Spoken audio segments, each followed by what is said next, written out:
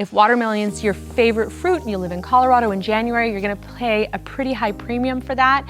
So look at what's kind of indigenous to your area. It's definitely the less transportation. I always say the closer you can get to patting the farmer on the back that raised the fruit for you or the vegetables for you, or raising it or growing it yourself, the healthier it is for your body.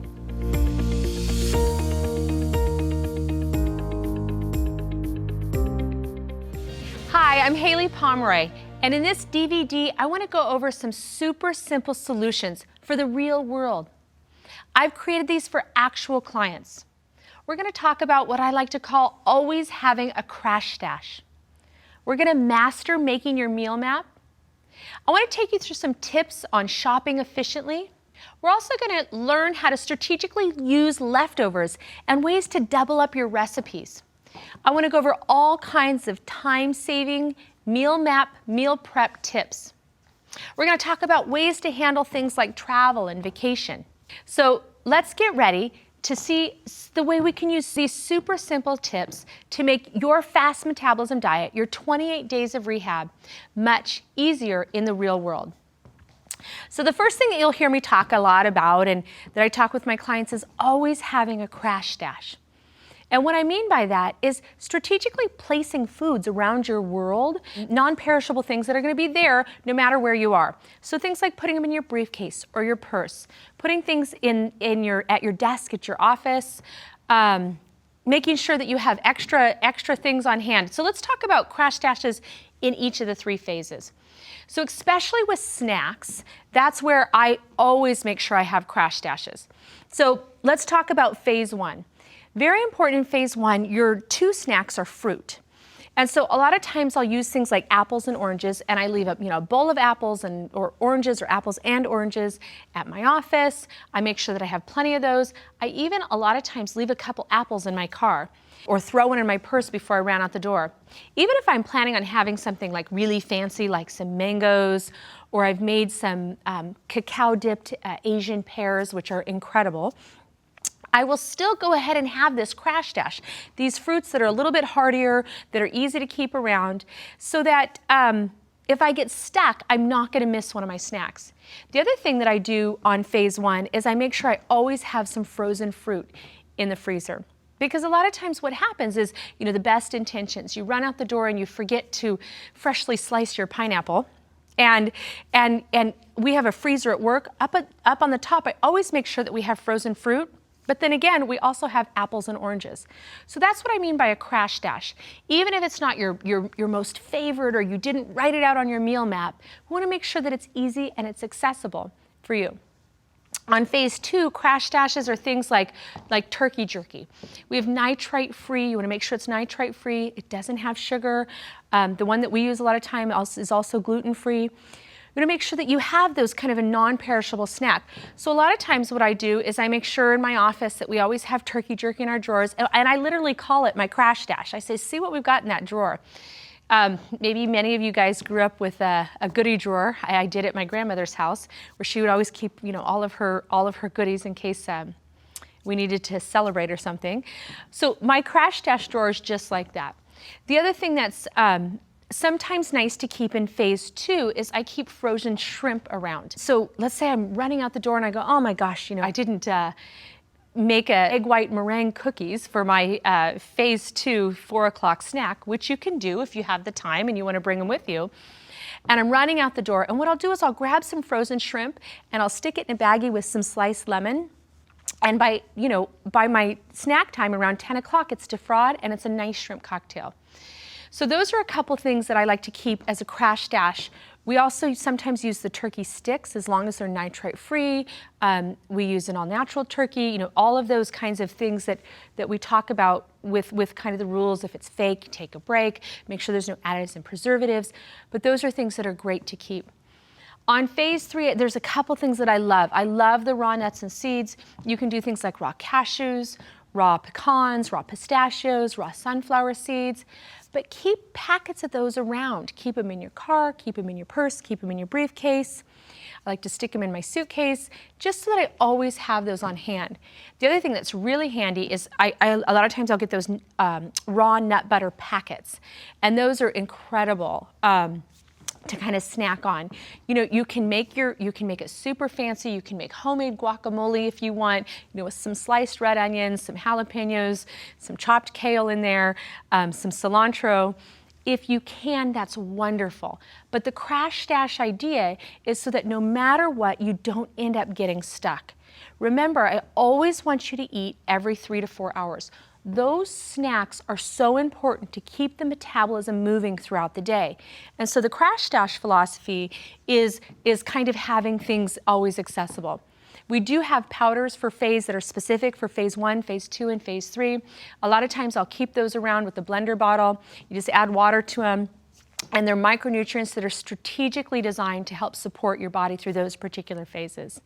So once you have those crash stashes, and I always say do that first and foremost. Don't wait until you get stuck. Don't wait until you are in a situation where you're scrambling to try and find something, especially on phase 2. It's a little bit harder to find an appropriate protein that doesn't have a lot of nitrites in it, a lot of additives and preservatives. You can, possibly find a store that does, but this is why we call them crash stashes, so that we always have this resource, this easily accessible snacks available. The other thing that I want to talk about is ways to fill out your meal map. These are just little tips that we use that I've learned kind of over years and years and years of filling out meal maps with clients. When you go through your book, you'll see that we talk about filling out your meal map, and this is your roadmap to success. A lot of times people try to kind of do it on the fly and say, okay, what am I supposed to eat? It's lunchtime, let me try and find something. I really like you to map it out, and whether you use the book and the charts that we have available in the book, whether you go ahead and use the app, I always want you to look at how to create your meal map. But there's a couple tips that I like to use with my clients that help us kind of go through it faster, and it also helps us keep our grocery list a little bit trimmer, and then saving on money and stuff like that. So when you take your meal map and you're planning phase 1, phase 2, and phase 3, what I like to tell people to do is start first by planning your snacks. When you look at the map, a lot of the snacks you'll see that Monday, Tuesday, you have a total of 4 snacks, right? Because you have 2 on Monday and 2 on Tuesday. And so a lot of times what I'll do is I'll crisscross those snacks, meaning what I have at my 10 o'clock snack on Monday, I'll do that same thing on my 4 o'clock snack on Tuesday. Now keep in mind, you could do apples all 4 of those spots. I like to keep it changed, especially if you're not losing as much weight as you would like to do. The more variety, the more you're going to stoke your metabolism. Remember, we're confusing it to lose it. But especially when you're just beginning to get the hang of it, if you want to buy 4 apples for those 2 days, perfectly fine with that. But let's say you want to mix it up a little bit, but not maybe have 4 totally different snacks. Maybe do an apple at 10 on Monday and your apple at 4 on Tuesday, and then you'll have an orange at 4 on Monday and an orange at 10 on Tuesday. So that's a great way when you're mapping it out. And then what I do is every time I put a food on my meal map, so far now let's talk about oranges and apples, I put a separate piece of paper, or you can use your computer or your iPad or whatever, and I start to generate a grocery list. The app generates the grocery list for you, so it does make that easier, but it's so easy to just take a shopping list, a little piece of paper, and every time you start to plug things into your meal map, just write that on the side. So let's say you were going to do, an apple and an orange each day, and I put a little tick mark. I say, so far I've got 2 apples and so far I've got 2 oranges to buy. Now, if you're planning for a family, you want to just make sure that we have a lot of people that do this together as a community. If you're planning for a family or more people, you just want to make sure that you account for that when you make your grocery list. So when you go into phase 2, same thing. I want you to look at first planning your snacks, actually for the full 7 days before you think about any of your other meals. One of the reasons why I do this is because Let's say you want to use, chicken or turkey or something like that, a protein in phase 2, let's use for example as a snack. A lot of times once you start looking, you can actually pull that protein from the base of one of your dinners on another phase. So it's just kind of an efficient or easy way to do this. The other thing that I like people to do as they're filling out their snacks is think about where you're at during that time of the day. So if you're at home, maybe you have a lot more flexibility. If you're out traveling, you want to make sure that your snack isn't liquid-based because you might have a problem going through the airport or something like that. If you're in your office and you don't have a refrigerator, make sure that your snacks are non-perishable. But if you're in a situation where you have a refrigerator at the office, then that's fine. You can bring the guacamole or the hummus or something like that maybe you want to keep refrigerated. So in phase 3, same thing. You've got 6 snacks here though, not 4. So when you look at that, sometimes people like to bring things that are really easy, like a hard-boiled egg. Technically, you can make 6 hard-boiled, preferably organic eggs. Remember, the organic eggs have a higher lecithin in them, therefore they'll emulsify fat more efficiently. They actually help support a lowering of cholesterol. When the eggs are not organic, we find oftentimes when chemicals are introduced into that process that the lecithin levels actually lower, therefore they're not good for the cholesterol. So just a little side note on your eggs. Probably chicken and then eggs are my number 1 things that I would say if you're going to invest in organics, which we do as part of investing in our health. Those would probably be my number 1 and number 2 things that I would suggest going there with. So, again, if you want to make, 6 hard-boiled eggs and those are going to be your snacks each time, or if you want to, cut an avocado in half if you're on a traditional portion and have it for your 10 o'clock and your 4 o'clock snack, that's fine. If you find yourself getting a little stuck in week 3 or week 4, kind of look at your meal maps, look back to your meal maps and see if you're doing the same thing consistently. Typically with my clients, there's enough rotation by doing the 2-2-3 that even if you do the identical snacks on Monday and Tuesday, the identical snacks on Wednesday and Thursday, and the identical snacks on Friday, Saturday, Sunday, that's still enough variety to keep your metabolism guessing. But it's a place to look if you potentially get stuck. So then after you fill out your snacks, I always tell people go to breakfast next. Not all the time. But a lot of the time, breakfast is usually where you're going to find yourself still at home, or you can plan to have yourself still at home within 30 minutes of waking. Now, if you travel, and we're going to talk about some travel tips in a minute, if you travel, that might not be the case.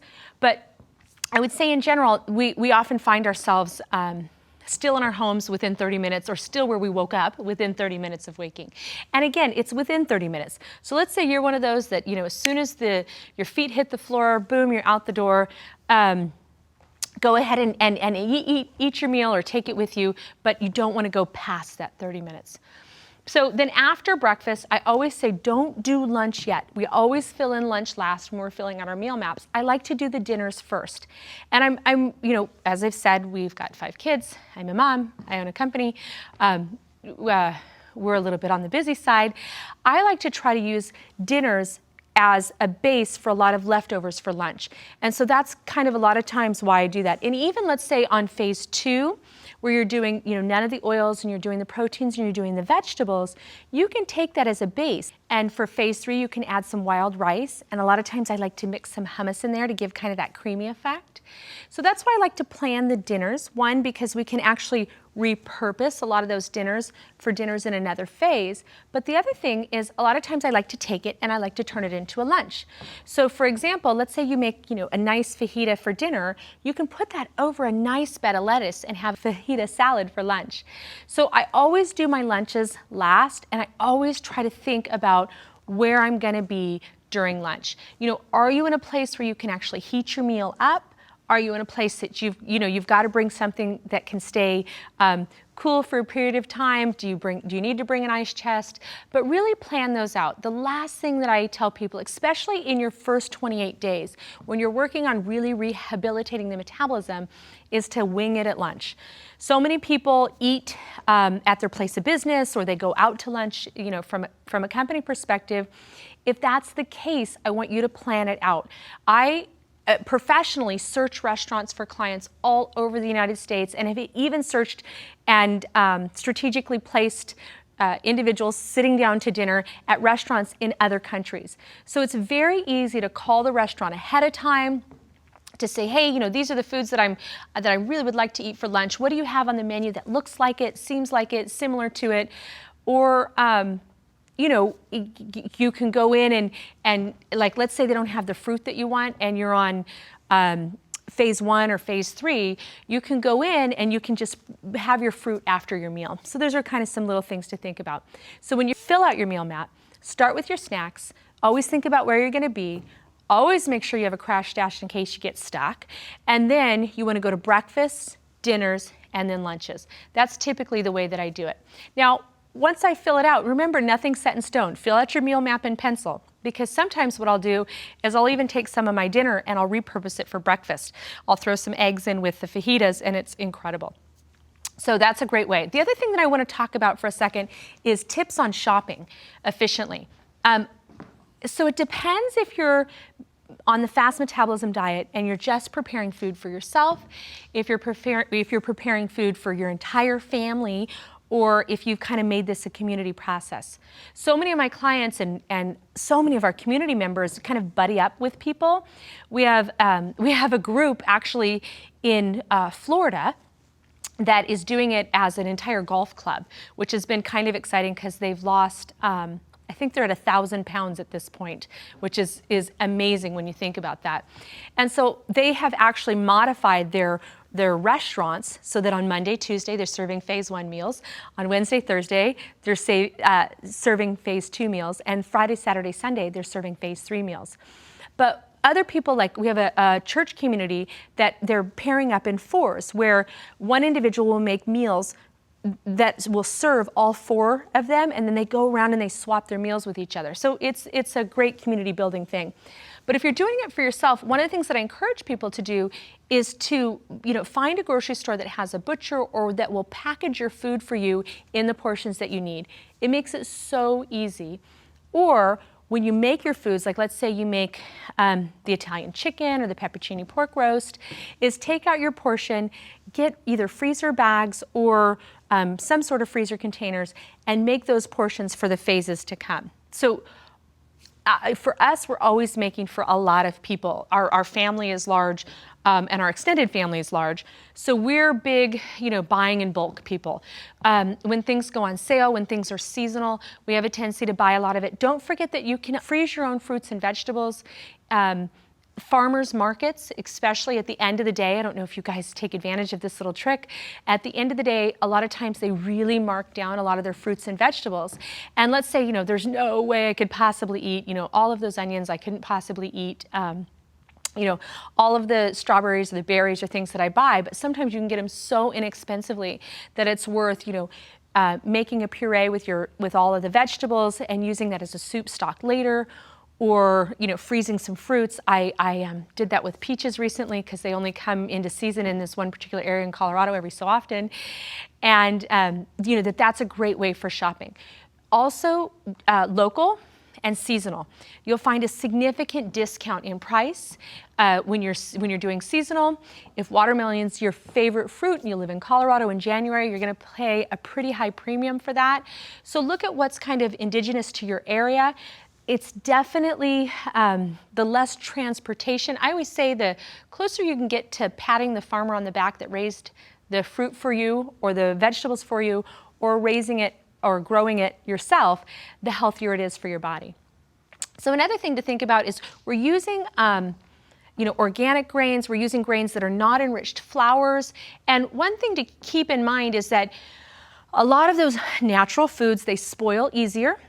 And they also have a tendency to get bugs easier. So a lot of times when I buy flours in bulk, even almond flour, flaxseed, I'll actually put it in the freezer or the fridge, but usually the freezer because it just helps you preserve it longer. Because again, there's no preservatives, even sprouted grain breads. We talked a little bit about strategically using leftovers. Don't forget that you can, morph a dinner into a lunch or a breakfast. The other thing is, a lot of times what I'll do is I'll, use one of the sprouted grain tortillas and I'll morph a dinner into a burrito, or I'll morph it into a taco. It can take on a whole nother, go on vacation, it can take on a whole nother culture using those bases. And that, the other thing that I do that works really well is that, let's say I make a big batch. I was talking about the pepperoni pork roast, and I make it, and it's a big batch and we only eat like a third of it. Sometimes I'll take that and I'll shred it all up and I'll save it aside, frozen aside, so that I can later pull it out on top of a salad. I can use it for a taco. I can use it for an amazing omelet in the morning. So think about that. I usually never, again, we have a large family, and obviously a fairly large freezer. I typically never make a single batch of things. I usually always double the recipe, and sometimes even more. A couple tricks that I have too is that I typically never cook only one dinner at a time. I actually own 3 slow cookers, but you can borrow some from a friend. Most of your friends are gonna have to dust them off and are gonna be more than happy to let you use them. But the other day I was cooking and I had 3 crock pots, 3 slow cookers going, and then I always keep a big stock pot, because let's say you're cutting up vegetables and herbs and spices for the recipes that you're using, it never fails that you have leftovers. And so what I do, because again, veggies are unlimited, is I take all those vegetables and I just, whatever I have left over, I continue to put in the stock pot, and I use that as kind of a, we call it the kitchen sink soup, which means everything that got left over from these other maybe 3 strategic recipes that I have going in my crock pot. Cook it all up on a Saturday or Sunday, let it cool, portion it out, put it in the freezer, and you are locked and loaded. We've actually done that where I've prepped for an individual for an entire 28 days just by using kind of cooking all at once. And again, you can take something that you've made in phase 1 or phase 2, don't put the brown rice in if it's for phase 1, keep that out, serve it separately, and take that meal and use it with the wild rice in phase 3. So that's just something that I do a lot of. I actually blew a fuse in one of my cars because I was crocking and driving. And what I mean by that is you can get those adapters that go into your car, and we had a long commute and I was making chili while we were driving, so it turned out great. But think of creative ways to just make sure that you have the food that you need to repair your metabolism. I'm going to give you one last little tip. As you can imagine, I travel a lot, and usually when I travel with someone else, they're always fascinated with what I have with me and how kind of prepared I am. A couple things. Always, if you're staying in a hotel, ask for a refrigerator in your room. Call ahead, because a lot of times most hotels have refrigerators, but a lot of times they only have 1 or 2 and they'll run out of them. So as soon as you book your hotel room, call for a refrigerator. Because if you have something like for dinner, again, you can use it as a leftover for lunch. But if it's healthy food, it's going to be perishable, and so you're going to need that refrigeration. Also, call ahead and scope out restaurants in the area. Get a plan before you just come into a new city. And then the other thing is, there's a couple things that I always keep in my suitcase that I thought you guys might think is interesting. I always keep instant steel cut oats. I love English toffee stevia. I keep raw almonds. I keep turkey jerky. I always keep some herbal teas, kind of something maybe for the immune system, maybe something for the GI tract. Something for rest and restoration in the evening. And then the other thing that I have a tendency to keep is, in case I get stuck and I can't work out, is I usually bring a dry skin brush. It's something that takes 5 minutes to do before you get in the shower. We've got ways to dry skin brush on our website, but basically something to just keep the flow in the circulation. If you're flying, if you're driving in the car, the lymphatic gets stagnant, your body starts to store toxins, and it stores those toxins in our fat cells. So these are just some great tips for real life, and I hope they help you, and I wish you lots of success and wonderful travels, and enjoy cooking and fall in love with food. Thank you.